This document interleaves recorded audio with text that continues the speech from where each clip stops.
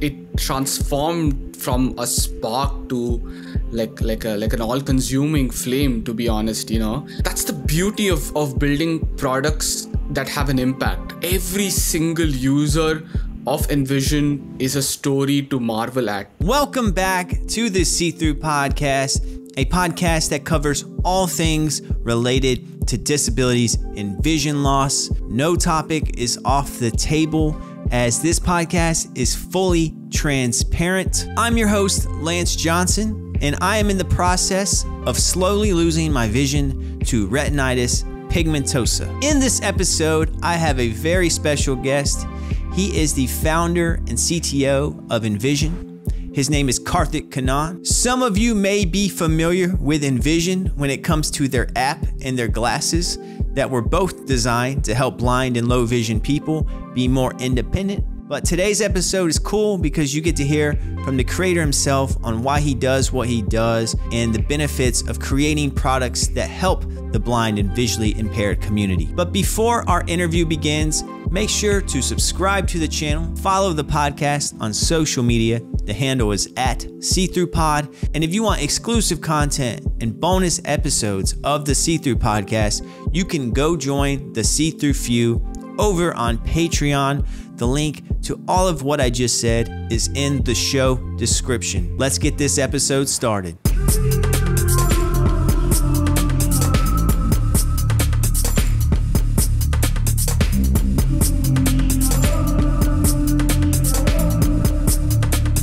Karthik, welcome to the See-Through Podcast. Thanks, Lance. Thanks for having me. It's a pleasure. Yeah. Where are you talking to me from? So I'm talking to you from the Netherlands. I'm talking to you from this little university town in the Netherlands called Delft, which is, I think 99% of the people probably listening to the podcast won't know where it is. It's about an hour from Amsterdam. About 15 minutes from The Hague. It's a pretty fun town. It's a student town. Okay. Yeah. I'd love to come one day. So you are the founder and CTO of Envision. While you are the founder and CTO of Envision, you also are your own person. So I like to give my guest a shot to kind of introduce himself. But would you mind introducing yourself? Well, yeah. I mean, I am. My name is Karthik, and I started Envision along with a friend of mine, who's also called Karthik. We share the same first names. Wow. Which was a really convenient thing in the beginning, when we actually didn't have enough money to buy email addresses. So we just shared one email address or one inbox for almost 2 years. When we first started, I mean, we initially started it off as a joke. I mean, one inbox just because we have the same first name. But yeah. I think started Envision 5 years ago. Before that I was primarily a programmer and a researcher in the AI space. At that time, AI wasn't really as hot as it is now. It wasn't a space that had a lot of attention on it. It was a very simple. It was a very simple research field, and this was 6 years ago. And that's how I was. I was primarily a researcher in the AI field, and Envision kind of happened to me because I'd gone to a blind school to give a talk to kids in that high school about what it is to be a researcher, and I had also my friend come along, and he was giving a talk about what it is to be a designer, and we asked the kids a question after we finished giving the talk, and we asked them hey, what kind of what kind of problems would you like to solve growing up? And, they all had, answers around independence. They said they would love to go ahead and do things more independently, read more independently. And so me being, someone who really loves to solve problems, and I think me and my friend, and now co-founder, the two of us always had this desire to build software that can make an impact. And that's really who I am, actually. I really love building tools that make an impact. And even before we started Envision, we worked on a bunch of side projects, and they were all, in one way or the other, focused on building software that makes an impact. And that is the person who I am still today. I just like to go to office and solve problems and do things that actually have an impact on our users and the community, because I think I drive so much energy and purpose from doing that. Yeah. Definitely. Yeah, and I appreciate you spending your energy to solve these problems, especially part of, the visually impaired and blind community, because you yourself, do you have a visual impairment or anything like No, that? I don't have a visual impairment.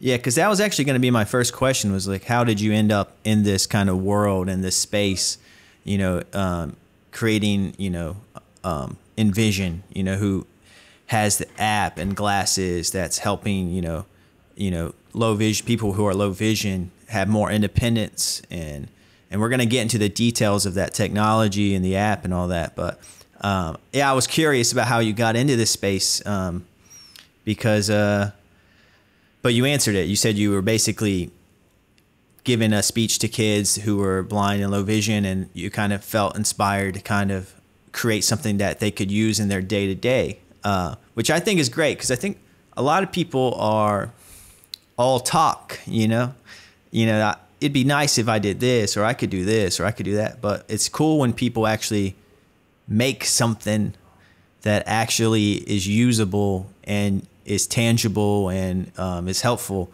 It goes beyond words even. It's nice to have empathy. It's nice to feel understood, but it's also nice to have people building tech for you, even though it's not really the creator itself isn't even using it, Yeah. Yeah. the products. No, I think that's true, because a lot of people kind of find it interesting that me and my co-founder, the two of us, are not visually impaired. We don't have people in our families who are visually impaired. And before I started working on Envision, visual impairment and the blind and visually impaired community, it was like it's at the same level I had the same level of awareness as like 99% of the people who don't have anyone who's visually impaired in their lives have. It was just like a Yeah. small blip on my radar. Okay, I know. Okay, I mean, there's some people with disabilities, and there are people who cannot see, and maybe I encounter one or two people like that when in my life, and it's never had that impact. But somehow talking to the kids at the high school and really asking them about what kind of problems would they like to solve growing up, and the kind of problems the kind of answers they gave. They said things like they wanted to be able to read books independently, they wanted to be able to go out more independently, they wanted to be able to talk to their friends or family, or be able to plan a trip, or do an impromptu trip without having to think a lot about whether they're going to be able to get from point A to point B without any kind of like without having any hassles come up. So for me, it was like these kids are in the prime of their lives. They're really 16, 17-year-old kids, and the entire world is out there in front of them. When I was 16 and 17, I remember I had a certain sense of optimism about the world, and there was a certain sense of carefreeness that all of us who are not disabled in some way or the other tend to have, right? And we don't think a lot about certain basic aspects, like, okay, I want to read a book, or I want to watch a movie. Those are like things that you can do without a second thought. And somehow talking to the kids there, it was supposed to be a 30-minute talk. It was supposed to be a talk we just give towards the end Yeah. of the school day, but it went on for a couple of days, a couple of hours. And at the end of that, me and my co-founder, we just didn't go back home. It was a nice sunny day in my hometown in India, and I still remember leaving that school and then like trying to go to the nearest cafe so that the two of us could just sit and process what we just had went through. And that's when we started spitballing ideas. Like we were thinking to ourselves that me being a programmer and him being a designer, I mean, we're the kind of people, we're the problem solvers of the 21st century. And it's something that we thought we could take up as a project, right? It wasn't Envision. Yeah.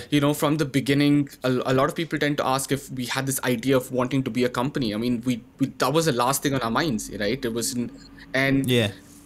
but there was something about that evening that made us really act on it, that really made us say, okay, let's build something that would be fun for us as designers and developers to build, and would have an impact. And that's how Envision started. So I was talking to my friend about how there are so many advances that are happening in the field of AI at that time. I'm talking about 6 years ago. There were so many advances that were happening where AI was starting to get really better than humans, right? It was starting to get to the point Yeah. where it was surpassing humans in a lot of tasks. And he was he was kind of like, wow, okay, then we could do something about this. And that's when we built the very first prototype of the Envision app. So that's when we started building it.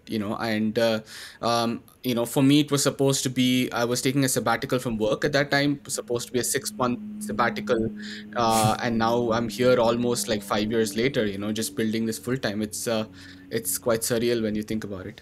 Yeah, that's an amazing story. I love hearing stories like that.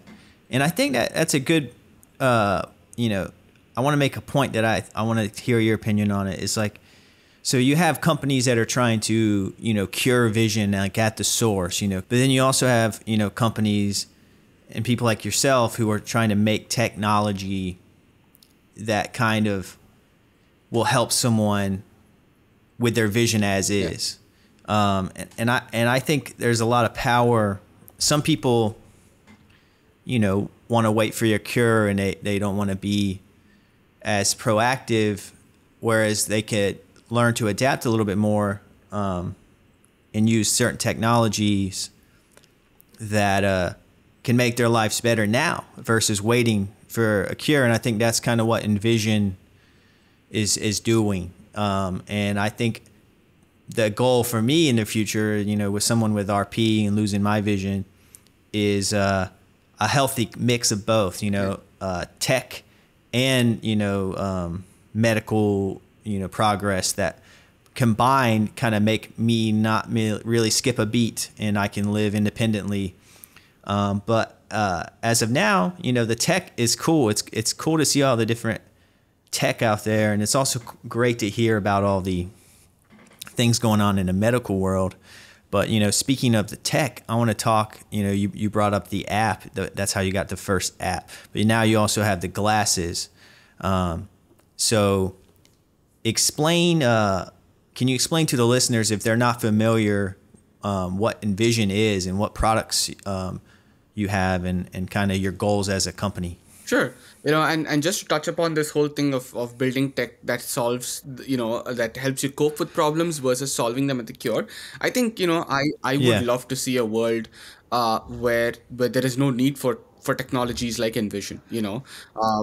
We would be, we would love to focus on augmenting vision, for everybody in a way, right? Not just for people with the visual impairment. I think we try to solve problems that exist today, like you said, and I think when I talk to a lot of visually impaired people, they tend to really like the fact that we're taking technology of almost the future and then trying to really bring that to the present, put that and into a product that they can actually use today, and solve these problems. And I think, yes, I do believe there are definitely some really interesting research that are happening. I talk to a lot of people in this space that are trying to use some very interesting technology, like you mentioned, to cure blindness at its root cause.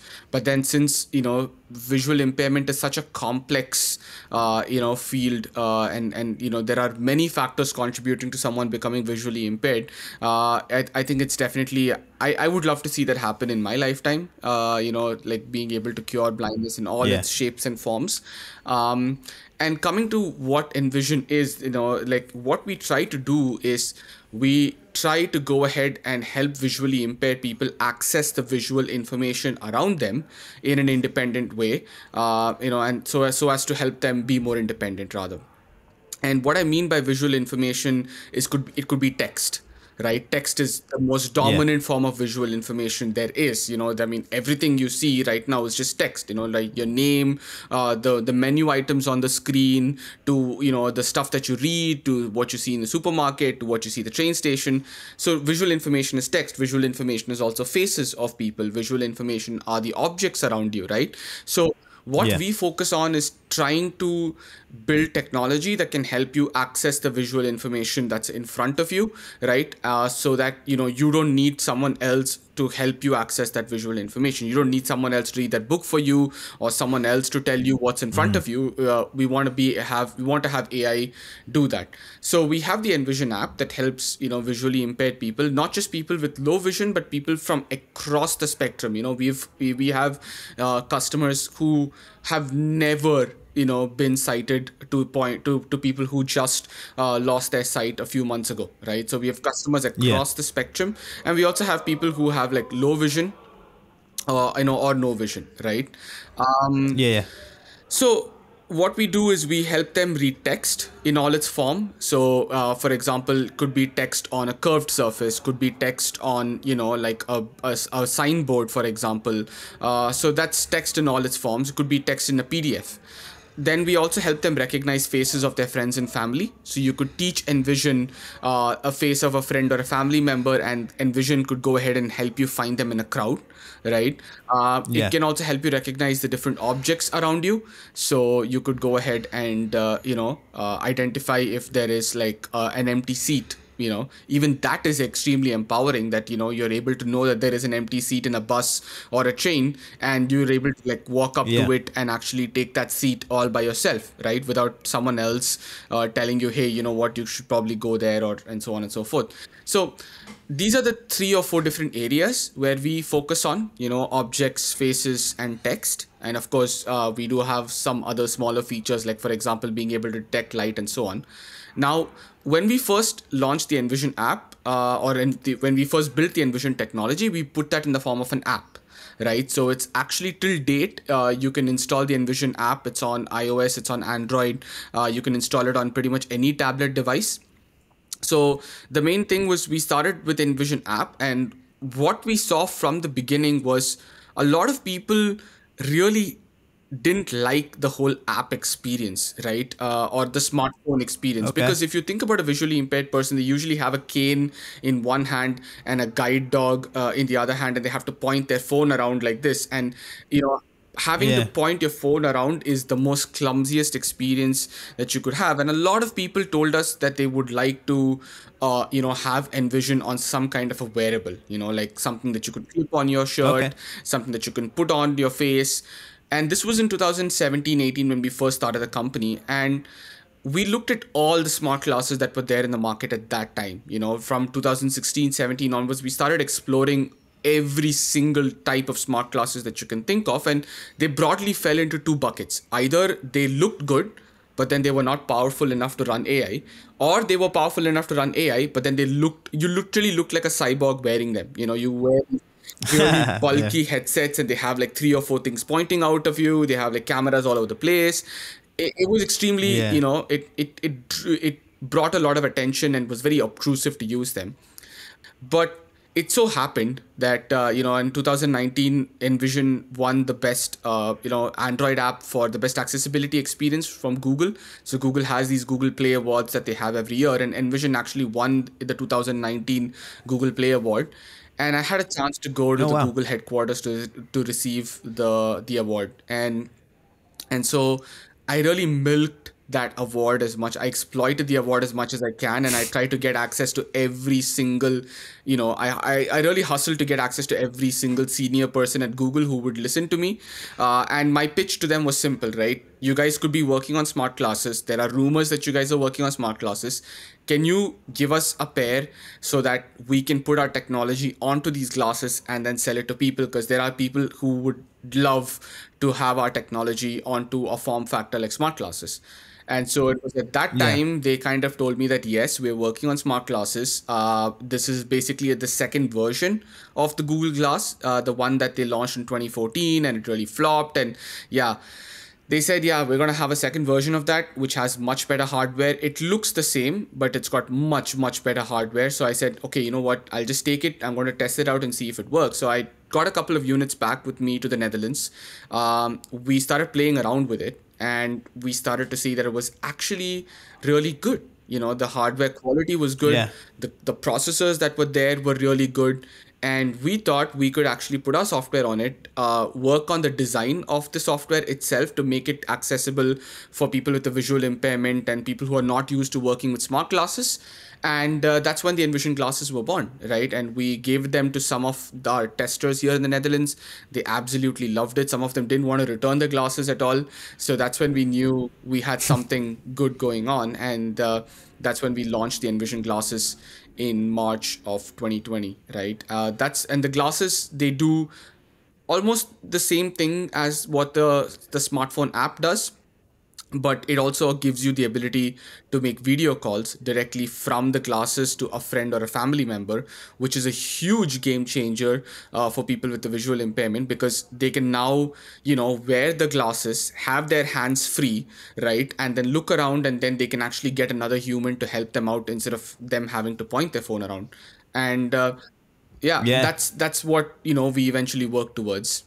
Yeah, that's great explanation of, the difference between the app and the glasses. So what it sounds like, you started with the app and then you wanted something that's more functional of to use both of your hands and Yeah, not, free basically you wanted to free up a hand. yeah, yeah, And so you worked with Google and kind of made glasses so they're wearable on your face, like a pair of glasses, but they have a camera yeah, on them. yeah.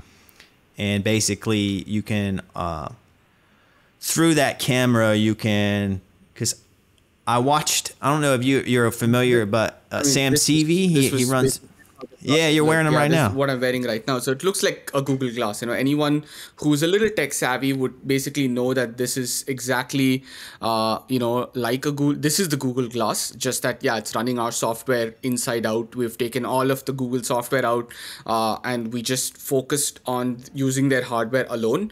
And the software Yeah. is entirely something that we built from scratch. Yeah. Yeah, that's really cool, and they do look like sharp. They don't look real bulky. I watched with this interview coming up. I watched Sam CV from The Blind Life. He has a YouTube channel, and he reviewed Envision glasses and the app, and he had a positive review. Shout out to Sam. He's been on this podcast before, but I'll have a link in the show description if anyone wants to watch Sam's review. But yeah, I learned a lot through his video because he basically took it out in the wild. He went to a restaurant and read a menu. He did some tests in his office and basically was like, "Hey, what's in this corner of the room?" And it told him his desk and chair, and which was what was there, his desk and chair. So I thought it was a really neat review. So go check out Sam's review if you want to learn the more in depth about the glasses and all the different functions, because he goes pretty deep in the details. But yeah, I think that's awesome. And so 2020 you said is when the glasses came out. So are these glasses available for purchase right now? They are. So you can actually get your hands on a pair of glasses on our website. We've been set, we had a pre-order campaign in starting March of 2020. It finished in October 2020, and ever since then, they're on sale on our website. What I would definitely recommend people to do is, request the demo of the glasses. So we actually do a lot of virtual and in-person demonstrations of the glasses, which is a great way for people to experience them. It's completely free. So you could just go on our website and then request a demo of the glasses. And then, we give you a demo of the glasses. If possible, we try to set up an in-person demonstration, because that gives people a very clear idea of what the glasses are capable of, and they can purchase it directly from within the Envision on the Envision website itself, or we've partnered with a lot of different companies in the US and UK and other places, and sometimes they can help you get your glasses even fully reimbursed by the government.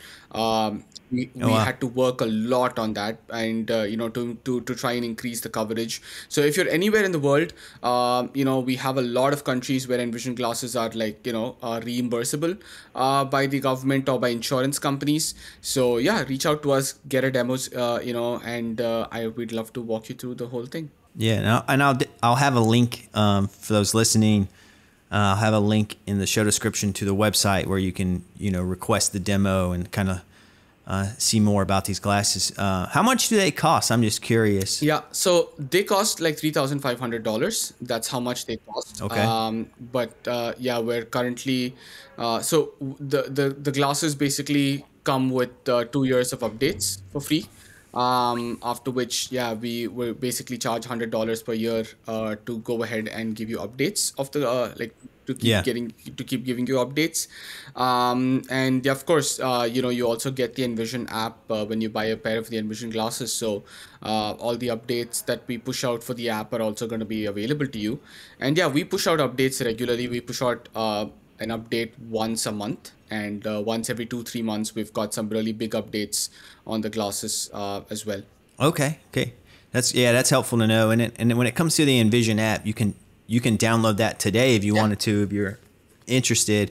Does that have a price to it? Yeah, so the Envision glasses, as of now, they have a price to it. You get a 14-day free trial, and then it's just $2 a month for you to pay to use the Envision app.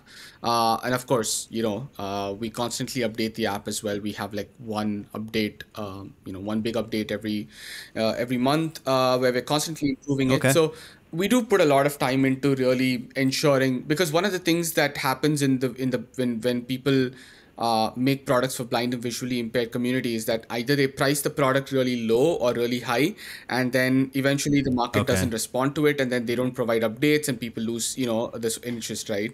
But ever since we launched Envision 4 years ago,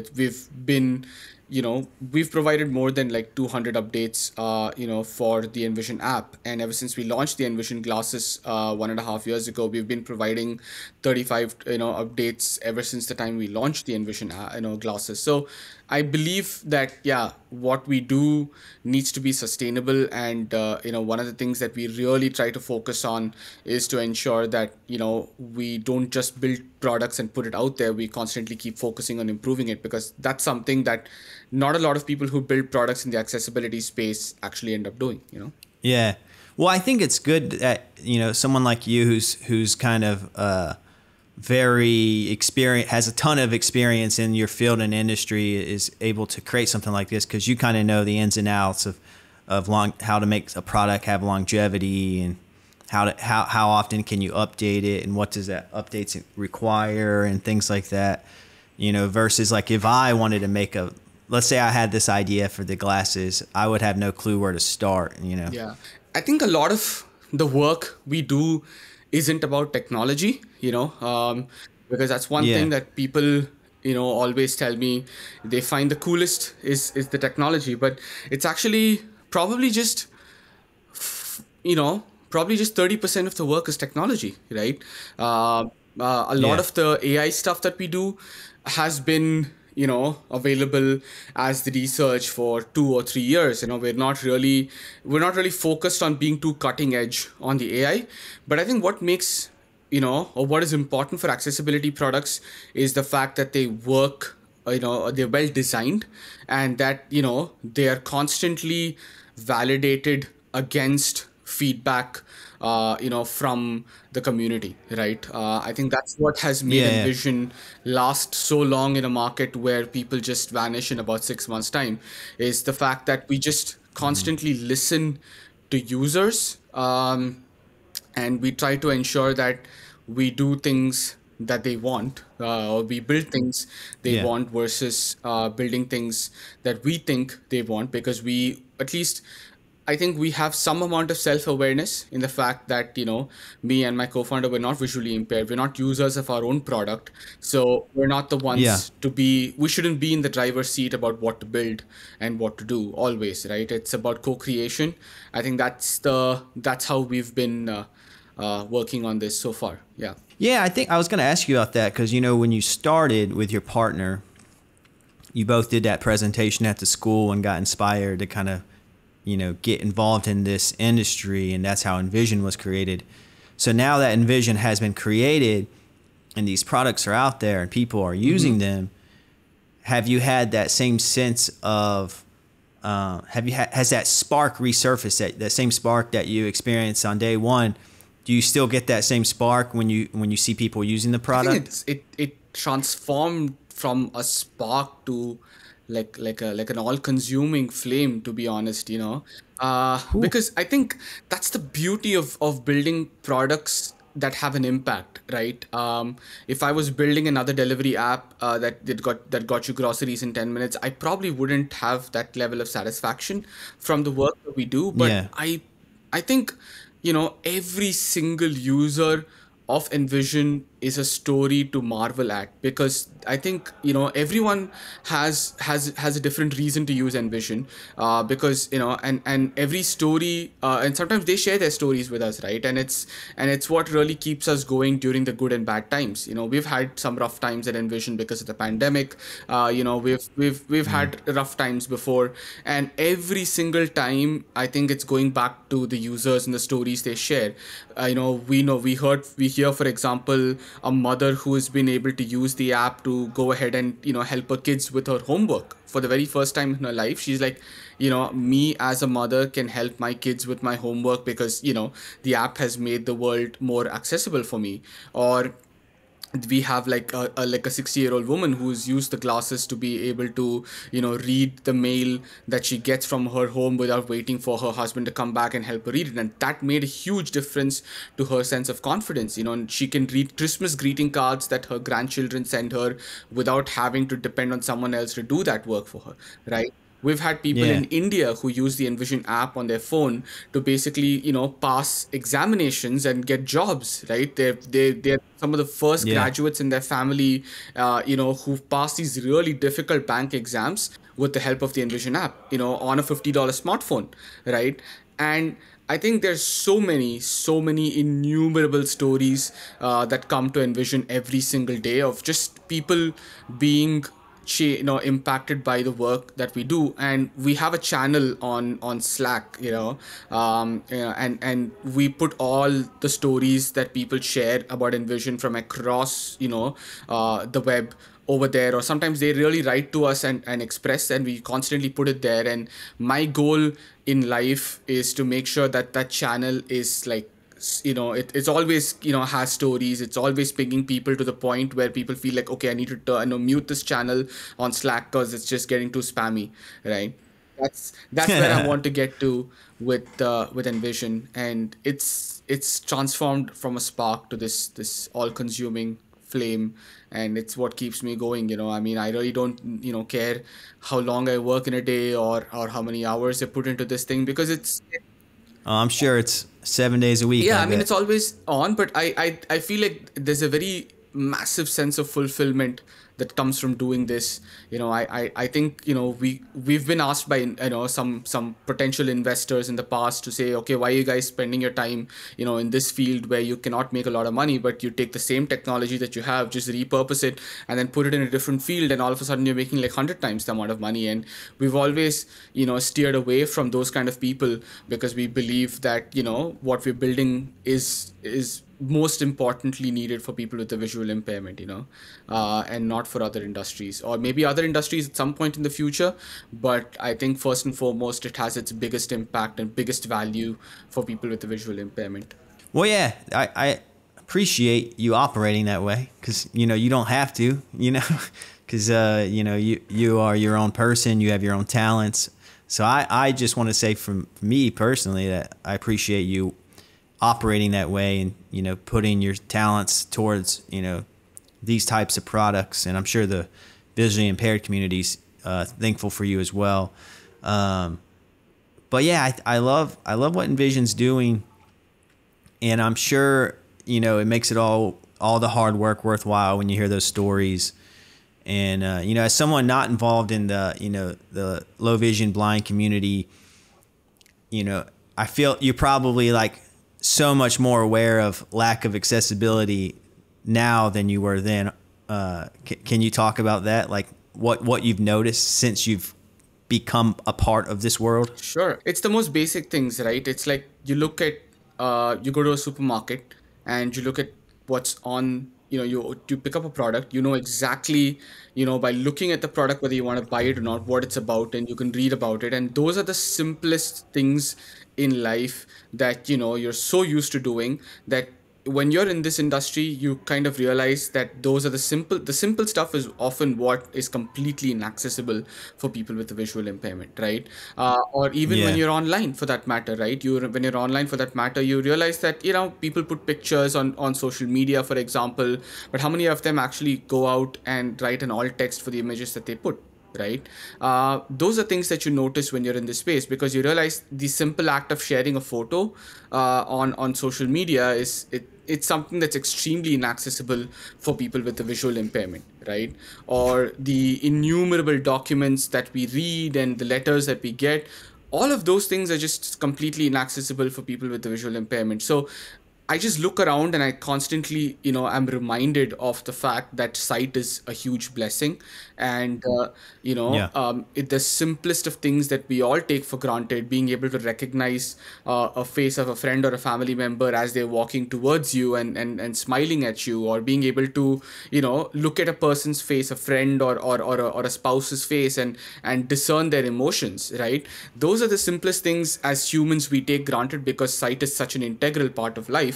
But then when you're visually impaired, and especially when you work in this field, you realize how hard it is to discern, like, for example, a smirk from a smile, right? Those are things that AI Yeah. is Yeah. so far from doing, right? And that's when I feel like, wow, okay, you know what? Sight is so fundamental, and I'm just grateful to be able to have sight, and to be able to experience those range of human emotions, and to take part in society as a productive member. For sure. Yeah, yeah, definitely. It's the small things, like everything, it's a classic phrase, it's the small things that, add up. And, but yeah, I think that's beautifully said, just it is a blessing. And, and I think that leads me to the next question, because it's like, you got Envision off and it's off and running.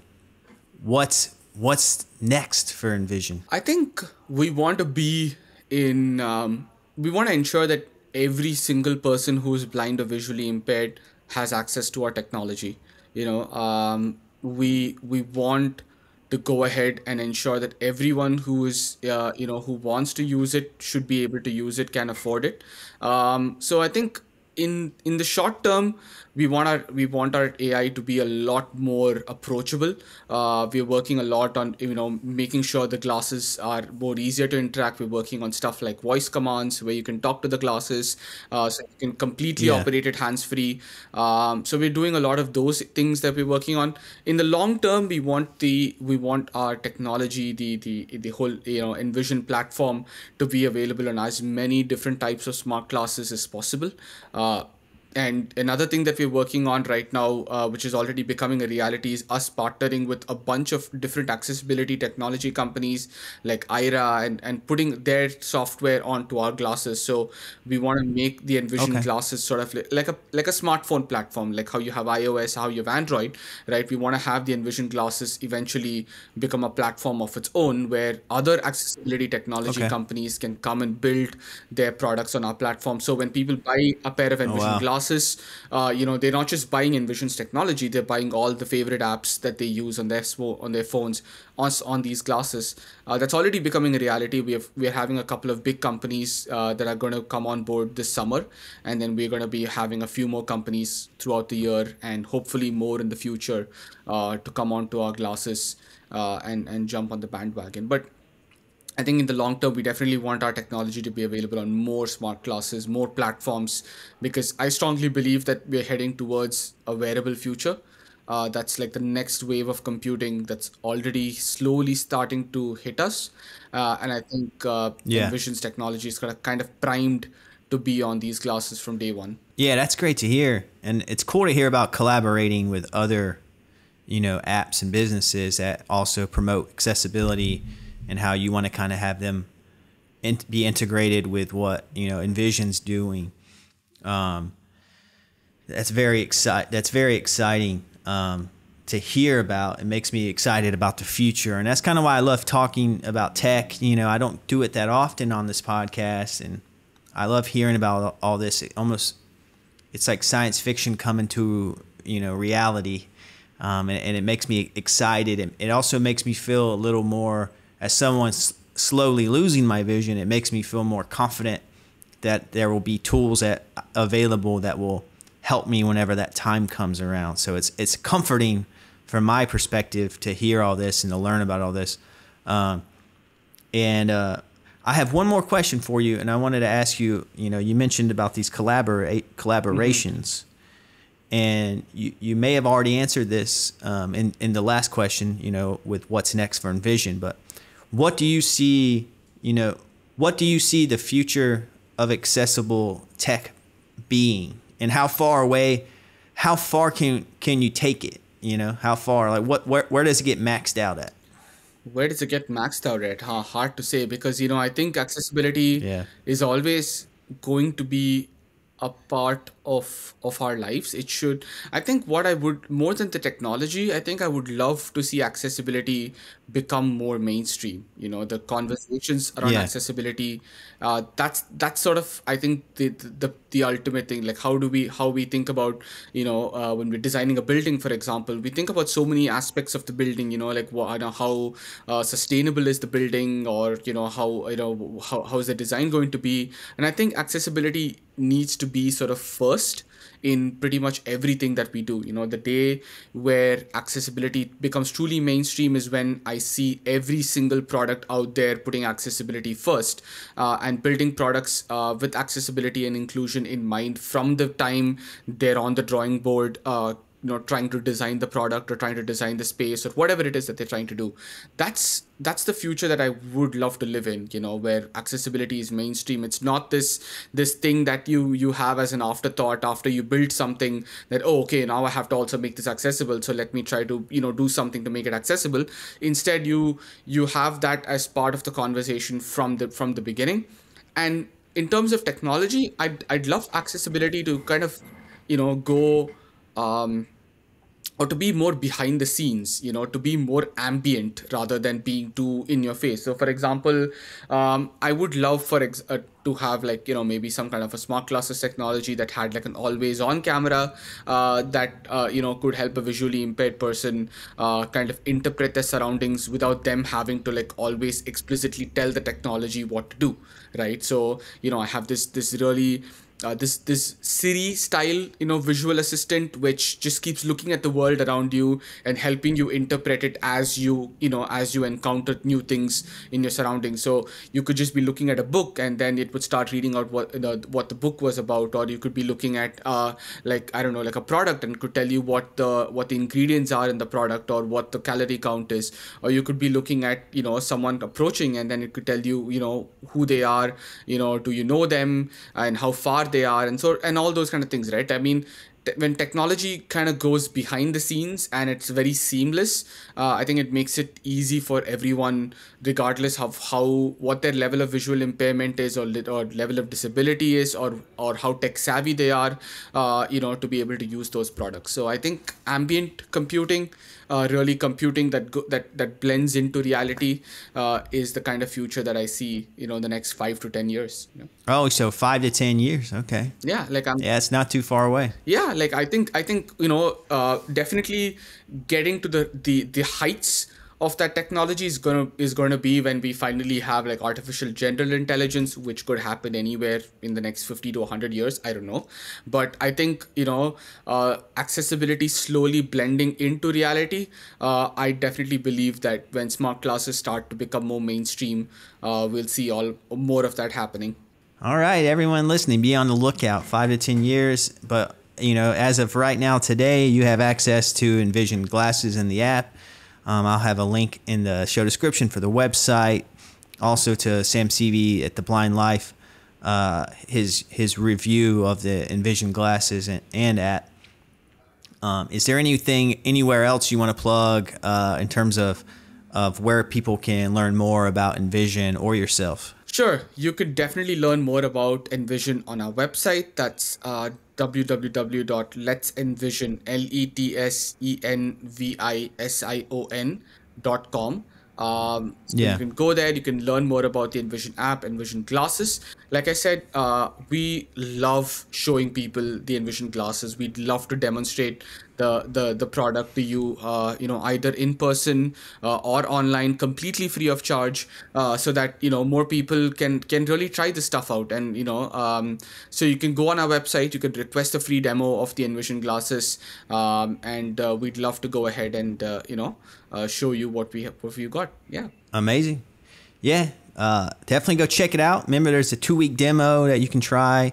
You can download the app now. I'm gonna give it a try myself because I'm curious. But yeah, I really appreciate you taking the time to chat with me. But I think that wraps up this conversation. I know you're a busy man, so I want to let you get back to doing your thing.